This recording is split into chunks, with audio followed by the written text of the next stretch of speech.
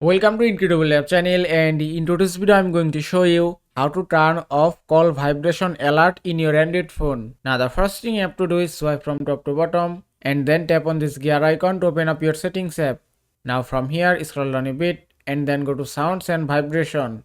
Now here at the top you can see vibrate while ringing option. Now to disable call vibration alert you have to just turn off this option from here. And it's done. Now your call vibration has been disabled successfully. Also if you scroll down and here you can see call vibration option, then just tap here. From here you can customize your call vibration type and you can choose any option as you like. You can choose short, medium, basic call, heartbeat, TikTok, waltz, jig and anything as you like. Also if you want to totally turn off your call vibration, then you have to select silent from here and it's done.